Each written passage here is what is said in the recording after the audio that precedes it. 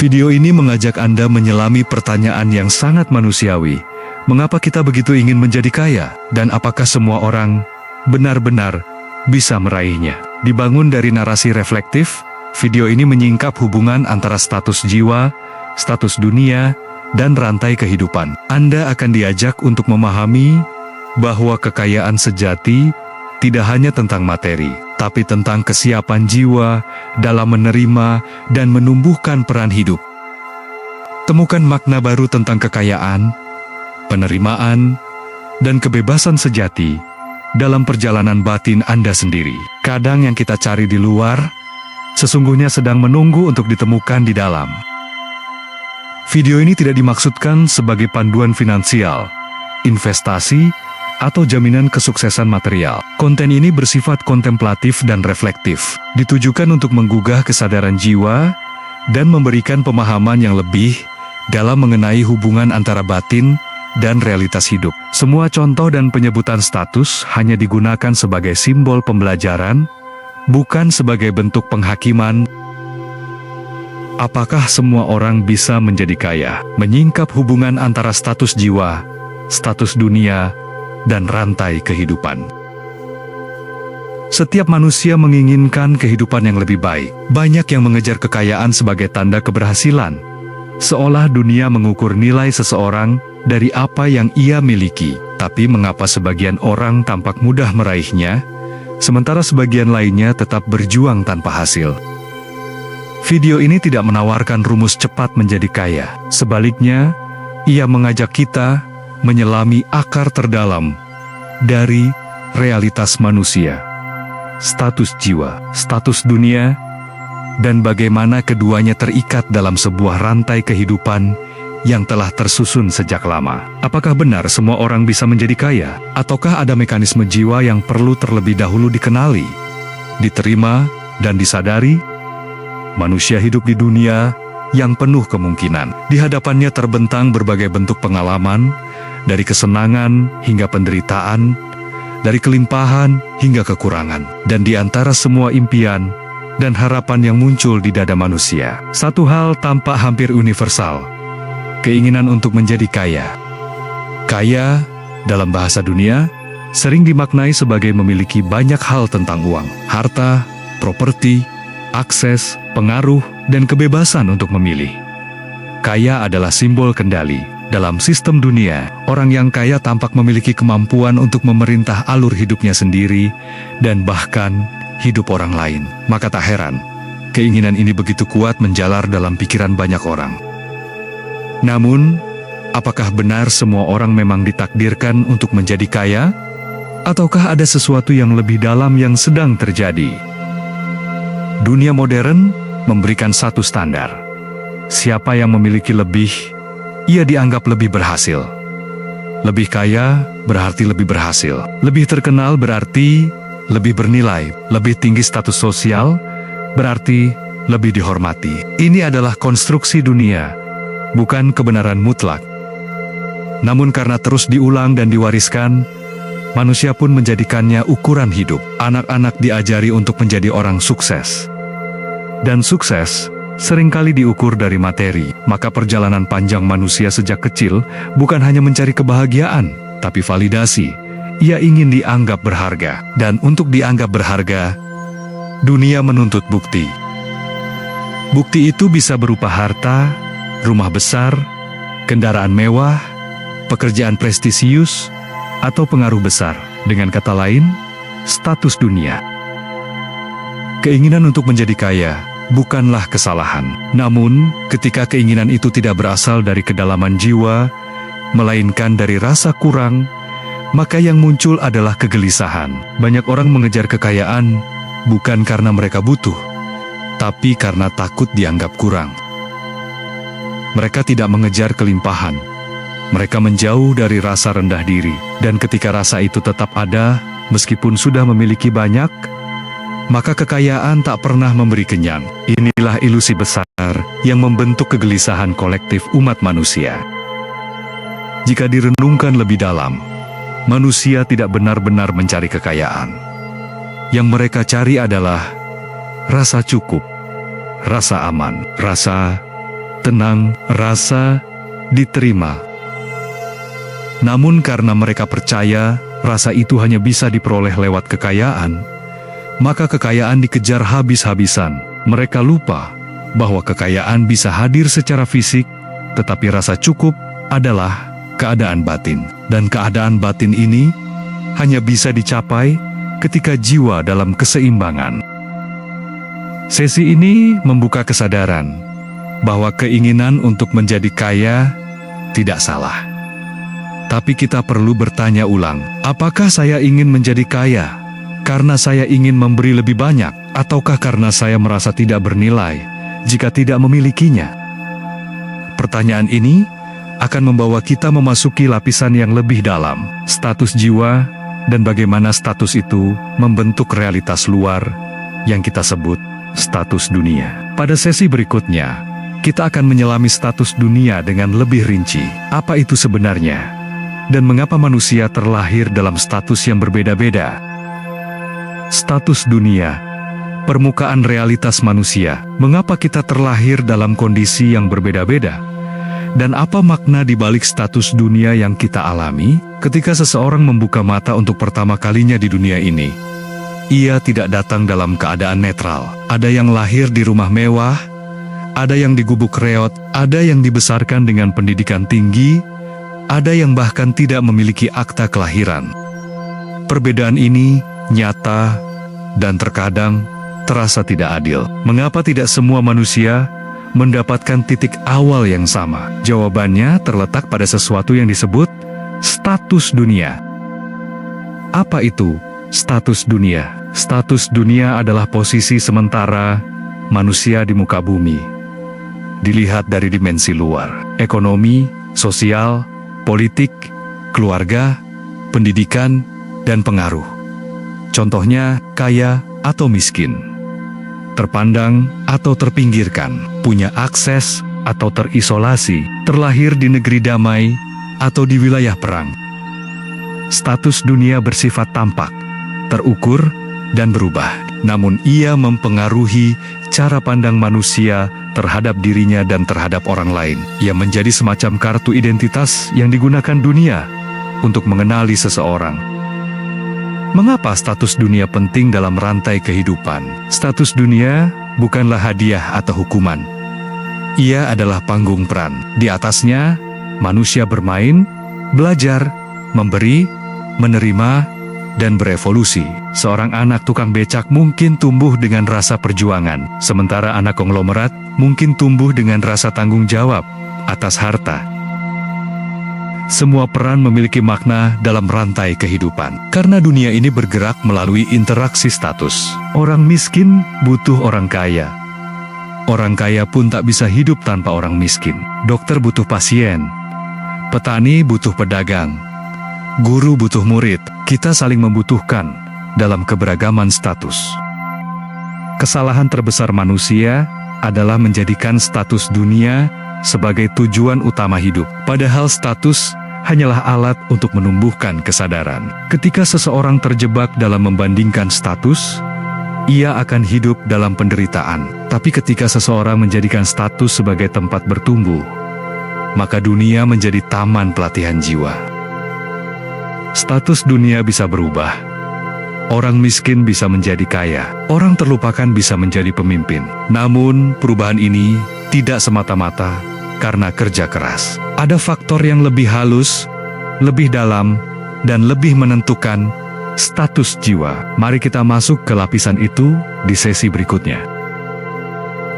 Status jiwa, cetak biru kehidupan. Di balik status dunia, ada cetakan tak kasat mata yang mengatur status jiwa. Jika status dunia adalah panggung luar, maka status jiwa adalah naskah batin. Ia tidak tampak oleh mata manusia, tapi mengalir dalam setiap keputusan, sikap, dan arah hidup seseorang. Ia adalah kesiapan, bekal, dan warisan dari perjalanan panjang jiwa sebelum memasuki tubuh ini. Apa itu status jiwa? Status jiwa adalah data dasar eksistensi manusia.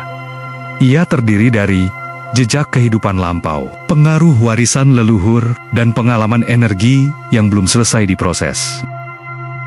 Status jiwa bukan sekedar identitas spiritual, tapi medan energi yang menentukan apa yang kita tarik ke dalam hidup, sejauh mana kita bisa menerima keberlimpahan, dan batas mana yang tak bisa kita lewati sebelum kesiapan batin terbangun.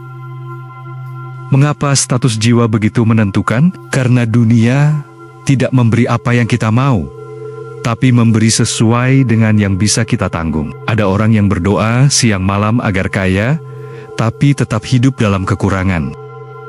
Bukan karena ia kurang iman, melainkan karena belum ada ruang dalam jiwanya untuk menanggung status dunia itu. Sebaliknya, ada yang tampak santai, tidak terlalu berusaha, tapi kekayaan datang begitu saja. Mungkin ia membawa status jiwa yang sudah siap menerima karena pernah melaluinya di kehidupan sebelumnya, atau karena jiwanya mewarisi kekuatan dari garis leluhur.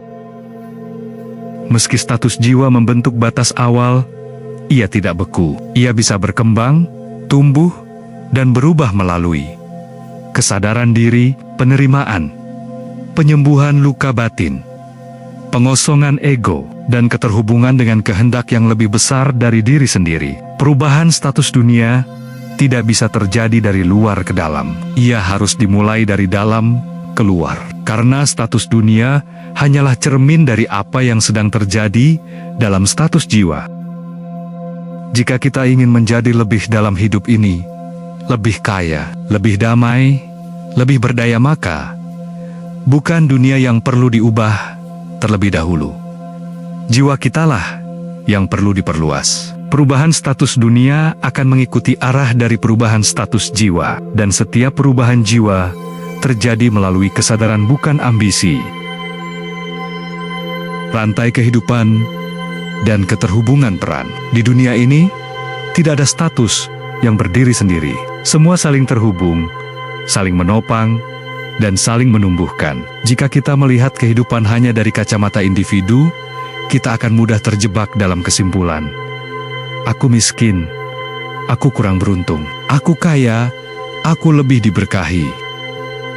Namun jika kita membuka mata batin dan melihat kehidupan sebagai suatu rantai kesaling terhubungan, kita akan menemukan kenyataan yang jauh lebih dalam. Setiap peran dan status memiliki tempat dalam sistem kehidupan. Tidak ada yang sia-sia.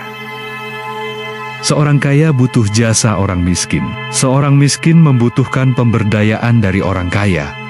Petani membutuhkan pembeli. Pembeli membutuhkan makanan. Guru membutuhkan murid. Murid membutuhkan ilmu. Pemimpin membutuhkan rakyat. Rakyat membutuhkan arah. Inilah yang disebut sebagai rantai kehidupan. Bukan hierarki, tetapi jaringan peran yang membentuk ekosistem jiwa dalam dunia. Tidak ada yang lebih tinggi, tidak ada yang lebih rendah. Yang ada hanyalah keterhubungan. Mengapa satu jiwa lahir sebagai pelayan, yang lain sebagai pemilik? Karena masing-masing membawa peran jiwa dan status jiwa tertentu yang akan mengisi ruang dalam rantai kehidupan itu. Dan dalam peran itulah mereka belajar, merasakan, bertumbuh, mengalami polaritas senang susah, cukup kurang, lalu mengembangkan kesadaran jiwa mereka. Jadi, peran bukanlah takdir yang mengikat. Ia adalah tangga pembelajaran jiwa. Tangga ini berbeda-beda bagi setiap orang, tetapi semua menuju arah yang sama, kebijaksanaan dan keutuhan. Kesalahan manusia adalah membandingkan rantai kehidupan, seolah satu peran lebih mulia dari yang lain. Padahal rantai tidak bisa berfungsi jika satu mata rantainya hilang, dan dunia tidak bisa berjalan jika tidak ada orang yang bersedia mengisi semua lapisan peran. Penderitaan muncul ketika seseorang menolak peran yang sedang ia jalani karena menginginkan peran orang lain tanpa memahami kesiapan jiwanya sendiri. Rantai kehidupan adalah hukum yang adil, meski tak selalu tampak. Ia tidak menghukum, tidak mengistimewakan. Ia hanya menyambungkan setiap jiwa ke perannya dan mengundangnya untuk belajar dari tempatnya sekarang. Jika kita melihat dengan mata jiwa, maka kita akan mulai memahami bahwa semua orang sedang memainkan bagian penting dalam orkestra besar kehidupan. Dan tugas kita bukan mencuri alat musik orang lain, tapi memainkan instrumen kita sebaik-baiknya. Penerimaan Kunci menuju perubahan. Mengapa sebagian orang tetap miskin, walau sudah berusaha keras, dan sebagian lagi mendapat kelimpahan tanpa banyak upaya? Jawabannya terletak pada penerimaan. Di antara semua ajaran spiritual, satu kata yang selalu muncul, yaitu penerimaan.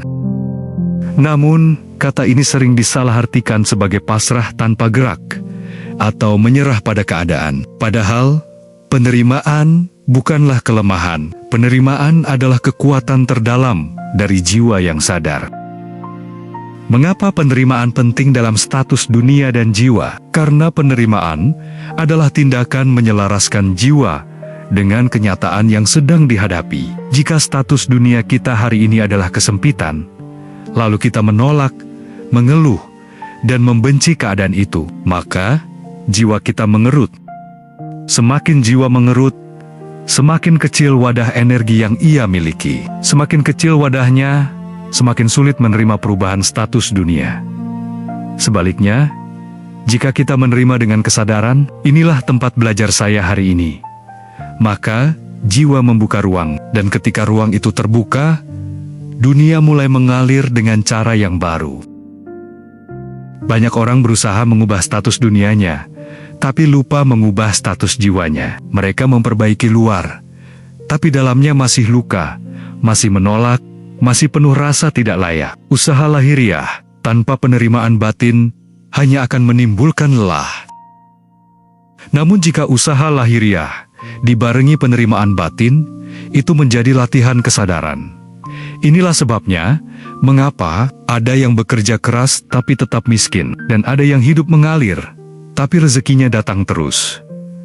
Perbedaannya bukan hanya pada kerja, tapi pada ruang batin yang sudah siap menampung kelimpahan. Apakah miskin itu hina? Tidak, jika diterima dengan sadar, karena dari sanalah belas kasih bisa tumbuh. Apakah kaya itu selalu mulia? Tidak juga, jika tidak disertai kepekaan jiwa, karena kekayaan bisa menjadi beban jika tidak digunakan untuk memberi. Jadi bukan soal tinggi atau rendahnya status, tapi seberapa sadar kita menjalani peran itu dengan utuh. Penerimaan bukan akhir, tapi awal dari perubahan sejati. Karena dunia tidak sedang menghukum atau menghalangi kita. Dunia hanya menunggu kita siap menerima peran hari ini dengan lapang dada, sebelum ia membuka pintu baru yang lebih besar. Dengan penerimaan, kita berhenti melawan kehidupan. Dan saat itulah, kehidupan mulai mengalir bersama kita. Ruang jiwa, wadah untuk menampung kekayaan. Mengapa sebagian orang tidak mampu menahan kekayaan ketika ia datang? Jawabannya terletak pada kapasitas jiwa. Kekayaan bukan hanya soal angka, ia adalah energi besar yang harus ditampung. Dan tidak semua jiwa memiliki wadah batin yang cukup luas untuk menahan gelombang energi itu. Itulah sebabnya, banyak orang yang mendadak kaya, lalu kehilangan semuanya. Ada yang menang undian, lalu bangkrut dalam hitungan tahun. Ada yang mendapatkan warisan besar, tapi hidupnya hancur oleh gaya hidup dan konflik. Mengapa itu terjadi? Karena kekayaan bukan sekadar masuk ke dalam hidup seseorang. Kekayaan harus diterima oleh jiwa yang siap menanggungnya. Bayangkan, jiwa seperti wadah air. Jika wadahnya kecil, lalu dituangi 1 galon air, maka air itu akan tumpah berantakan, tak tertampung. Demikian pula dengan kekayaan, ia adalah air berlimpah. Jika wadah jiwamu sempit karena luka, ketakutan, kebencian, dendam, iri, atau tamak, maka kekayaan akan menjadi bencana, bukan berkah. Apa yang membatasi ruang jiwa? Ketidakterimaan terhadap diri sendiri. Keyakinan bahwa diri tak pantas menerima kelimpahan. Program bawah sadar dari leluhur atau trauma masa lalu. Kecanduan, membandingkan diri dengan orang lain. Semua itu menyumbat ruang jiwa, membuat seseorang tidak siap untuk kaya, bahkan jika rezeki sudah di depan mata. Bagaimana memperbesar ruang jiwa? Pertama, maafkan masa lalu. Setiap luka batin adalah lubang kecil yang merembeskan energi. Maafkan agar daya jiwamu utuh kembali. Kedua, bersyukur dari hal-hal terkecil. Syukur adalah latihan memperbesar ruang. Ia seperti meniup balon, makin sering dilakukan, makin luas kapasitasnya. Ketiga, berhenti membandingkan.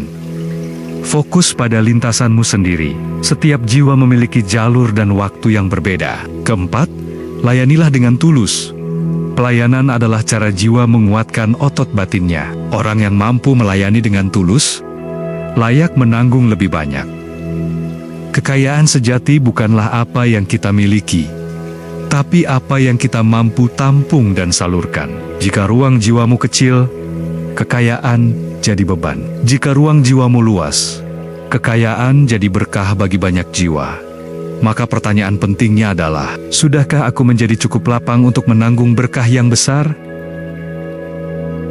Status jiwa, akar dari semua peran dunia. Mengapa satu orang terlahir sebagai raja dan yang lain sebagai rakyat biasa? Mengapa satu orang hidup mudah, sementara yang lain penuh rintangan?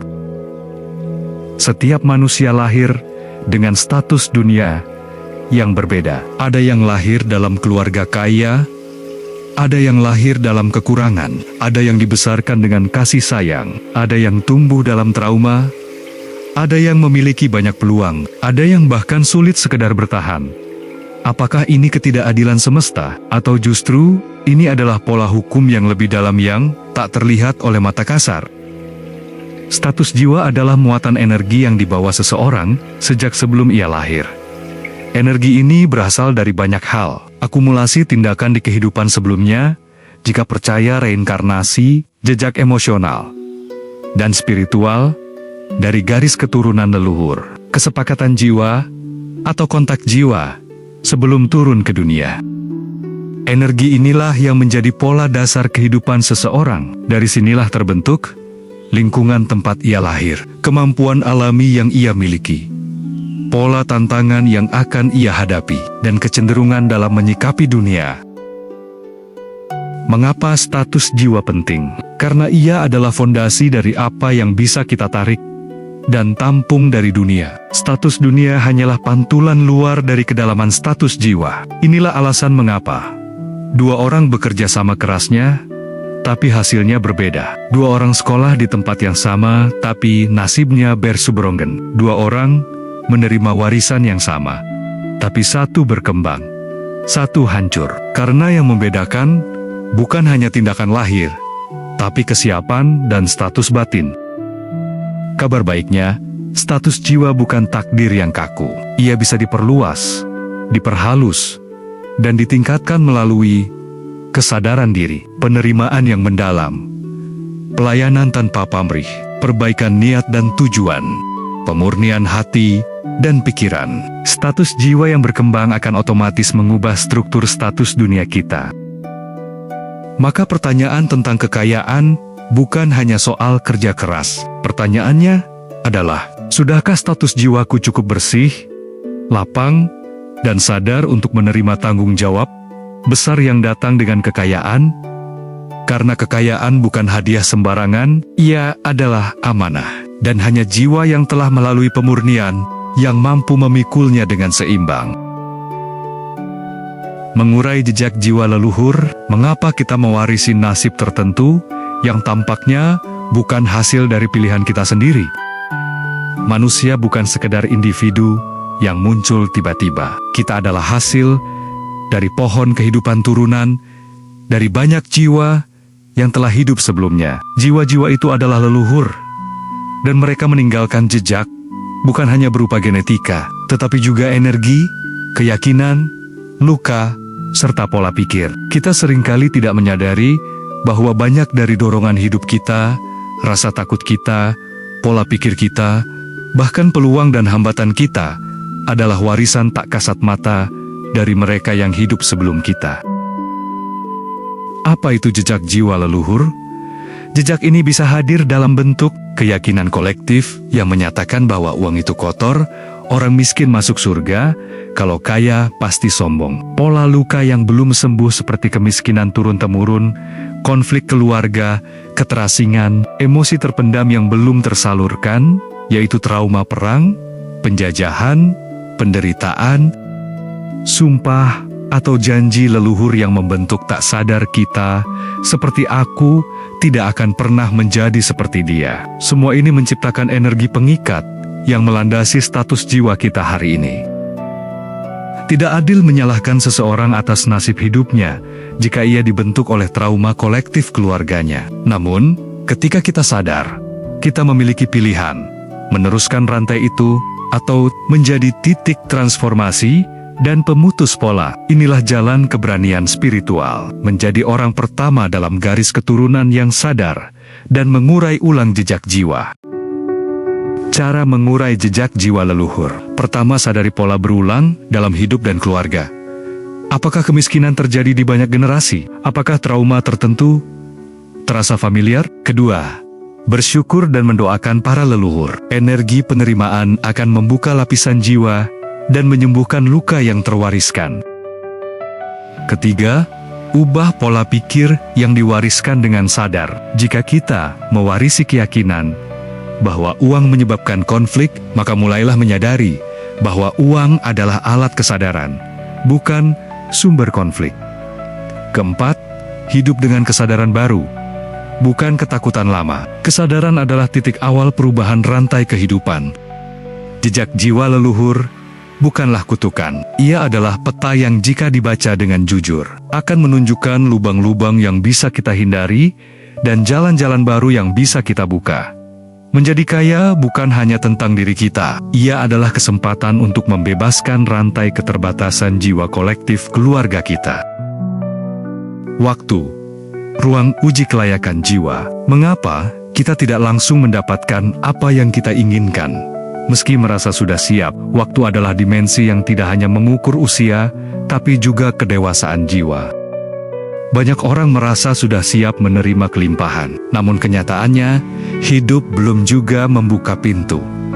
Mengapa demikian? Karena keinginan belum tentu kesiapan, dan kesiapan pun perlu pembuktian. Bukan hanya pernyataan. Disinilah waktu bekerja. Jika engkau merasa sudah pantas, tapi belum dikabulkan, maka bisa jadi semesta sedang mengujimu. Apakah engkau akan tetap sabar? Apakah engkau berbelok ke arah licik karena tergoda jalan pintas? Apakah engkau tetap tulus saat tidak mendapat pujian dan hasil? Waktu menguji bukan hanya tindakan, tapi juga kemurnian niat dan stabilitas jiwa. Karena kekayaan bukan sekadar hasil, ia adalah beban energi yang besar. Orang yang belum siap bisa hancur karena kekuasaan. Orang yang belum matang bisa mencelakakan banyak orang karena kekayaan. Orang yang tidak bijak bisa kehilangan segalanya karena kesombongan. Waktu memberi ruang kepada kita untuk memurnikan niat, membersihkan ego, melatih ketulusan, mengasah kepekaan jiwa. Apa yang bisa kita lakukan saat menunggu? Pertama, fokus pada pertumbuhan, bukan hasil. Tanyakan, apa yang sedang dilatih semesta kepadaku sekarang? Kedua, tetap mengalir dan melayani. Kadang kelimpahan datang justru melalui pelayanan, bukan ambisi. Ketiga, perkuat ketulusan dan keheningan batin. Jiwa yang hening akan tahu kapan waktunya bergerak dan kapan waktunya diam. Waktu bukan musuh, ia adalah guru yang sabar. Ia menguji kelayakan jiwa, bukan karena semesta kejam, tapi karena kekayaan yang sejati adalah amanah besar. Maka bila engkau belum diberi, jangan buru-buru menuduh semesta tak adil. Bisa jadi, jiwamu sedang diproses agar mampu menampung sesuatu yang jauh lebih besar dari sekadar kekayaan materi. Rantai kehidupan, keterhubungan antara jiwa dan dunia, segalanya saling terkait. Bahkan antara yang tampak tak adil dan yang tampak beruntung. Pernahkah engkau merenung, mengapa seseorang yang hidup dalam kemewahan tampak sangat tergantung pada orang yang hidup dalam kesederhanaan? Mengapa yang disebut sebagai atas membutuhkan bawah? Dan mengapa dunia tampak seperti jalinan tak berujung antara kemiskinan dan kekayaan, penderitaan dan kebahagiaan? Inilah yang disebut rantai kehidupan, sebuah sistem keterkaitan yang tak bisa diputus, karena satu keberadaan menggantung pada keberadaan lainnya. Rantai kehidupan bukanlah jerat. Ia adalah jalur aliran energi. Ketika seseorang memiliki banyak, ia menciptakan kebutuhan atas pelayan, pekerja, jasa, dan sistem penopang. Dan ketika seseorang tidak memiliki banyak, ia secara tidak langsung menjadi bagian dari peran penting dalam menyeimbangkan roda kehidupan. Artinya, adalah semua status memiliki makna, bukan hanya kaya atau miskin, tapi juga apa yang dilakukan dari posisi itu. Yang miskin bisa memiliki hati yang luhur, yang kaya bisa menjadi perpanjangan tangan kebaikan, yang sakit bisa menyadarkan yang sehat, yang gagal bisa menjadi cermin bagi yang berhasil. Status dunia bukan status yang terisolasi, ia adalah nada dalam jaringan besar kehidupan. Seorang petani yang menanam padi di desa jauh bisa mengisi meja makan seorang direktur kota. Seorang pengusaha yang menggaji ratusan orang secara tidak langsung menopang pendidikan anak-anak mereka. Seorang pemulung tanpa disadari sedang membantu dunia mengelola limbah. Tidak ada yang kecil, tidak ada yang sia-sia. Setiap peran saling mengikat dan saling melengkapi. Rantai kehidupan ini berjalan di atas hukum energi. Apa yang ditarik oleh jiwa melalui kesiapan, frekuensi dan getaran batinnya akan membawanya pada nada kehidupan tertentu. Jiwa yang bersih akan terhubung pada jalur kejernihan. Jiwa yang penuh luka akan cenderung menarik luka. Jiwa yang tenang akan menjadi pusat penyembuhan. Status dunia akan menyesuaikan dengan posisi kita dalam rantai itu. Maka, jangan lagi melihat hidup sebagai kompetisi linear antara berhasil atau gagal. Lihatlah sebagai rangkaian saling ketergantungan yang suci. Ketika kita sadar bahwa posisi kita adalah bagian dari keutuhan kehidupan, kita tidak lagi iri pada posisi lain, melainkan hadir penuh pada peran kita. Menerima jalan sunyi menuju kedamaian dan kelimpahan. Apa yang terjadi bila kita berhenti berjuang melawan keadaan dan mulai berdamai dengannya? Dalam keramaian dunia yang terus berlomba mengubah nasib, ada satu jalan yang jarang dipilih, yaitu menerima. Banyak yang mengira menerima berarti menyerah. Padahal, menerima adalah bentuk kesadaran paling tinggi, yang lahir dari pengenalan mendalam atas diri sendiri, jiwa, dan kehendak semesta. Pasrah adalah berhenti hidup. Menerima adalah hidup sepenuhnya dari titik yang sebenarnya. Menerima artinya melihat dengan jernih status dunia yang kita jalani saat ini. Menerima artinya tidak menolak rasa sakit, tapi juga tidak melekat pada penderitaan. Menerima artinya tidak terus-menerus menyesali atau menuntut kenyataan. Menerima artinya berdamai dengan status jiwa kita, lalu menumbuhkannya secara alami. Mengapa menerima itu penting? Karena penolakan pada kenyataan adalah sumber utama penderitaan. Bukan kemiskinan yang menyakitkan, tetapi penolakan terhadapnya. Bukan kehilangan yang menghancurkan, tapi keinginan menahannya terus. Saat kita menerima, energi kita tidak lagi bocor pada pertentangan batin. Jiwa menjadi tenang, dan dari ketenangan itu, kita mulai membuka kesiapan baru. Kelimpahan bukan hanya tentang jumlah uang, tapi juga rasa cukup. Dan rasa cukup hanya mungkin bila ada rasa menerima. Ketika kita menerima, kita bisa melihat peluang di balik kesempitan. Kita bisa menjadi kreatif dalam keterbatasan. Kita bisa mengakses bagian terdalam dari kebijaksanaan jiwa. Seringkali, justru setelah kita menerima sepenuhnya, semesta mengubah status dunia kita. Penerimaan adalah jembatan antara status jiwa dan perubahan status dunia. Tanpa penerimaan, perubahan hanyalah pelarian. Dengan penerimaan, perubahan adalah evolusi alami jiwa. Maka bila engkau bertanya, apakah aku bisa menjadi kaya? Jawablah dulu, sudahkah aku menerima dengan jujur titik keberadaanku hari ini? Apakah semua orang bisa menjadi kaya? Refleksi akhir tentang kekayaan, jiwa, dan kebebasan sejati manusia. Pertanyaan besar yang membawa kita memasuki seluruh perjalanan dalam video ini adalah, jawaban atas pertanyaan ini tidak sederhana, karena kaya tidak sekedar jumlah harta, melainkan kesadaran akan kelimpahan. Sebagian orang bisa memiliki banyak harta, tapi merasa terus kekurangan. Sebagian lainnya hidup sederhana, namun penuh rasa syukur dan damai. Jadi, jika kita definisikan kaya sebagai keadaan batin yang lapang, cukup, dan penuh kemungkinan, maka jawabannya adalah, ya, semua orang bisa menjadi kaya dari dalam diri. Tidak semua orang terlahir dalam keadaan materi yang sama. Ada yang lahir dalam keluarga berada, ada yang tidak, ada yang mudah memperoleh peluang, ada yang harus berjuang keras. Namun ketidaksetaraan ini bukanlah kutukan, ia adalah bagian dari rantai kehidupan. Setiap jiwa datang dengan status dan kesiapan tertentu. Sebagian membawa bekal jiwa dari kehidupan lampau, dari luka atau kebajikan leluhur, dari janji batin yang belum selesai, dari tugas-tugas kesadaran yang harus dijalani. Maka tidak semua orang siap menanggung kekayaan duniawi, sebagaimana tidak semua orang siap memikul penderitaan. Namun, semua orang bisa membuka ruang jiwanya untuk bertumbuh, belajar, menerima, dan berubah. Kesiapan adalah kunci. Jika seseorang belum mampu menjadi kaya secara duniawi, itu bukan karena ia tak cukup layak, tapi karena jiwanya belum siap memikul tanggung jawab kekayaan itu. Kekayaan bukan hanya soal mengambil, tapi juga menanggung. Menanggung pilihan, kekuasaan, pengaruh, bahkan beban batin. Oleh karena itu, kekayaan sejati hanya bisa datang pada jiwa yang tenang, sadar, dan menerima. Pertumbuhan status jiwa akan mengubah status dunia. Ketika seseorang menerima dengan jujur status hidupnya, ia tidak lagi membenci keadaannya, melainkan menggunakan keadaannya sebagai ladang pertumbuhan.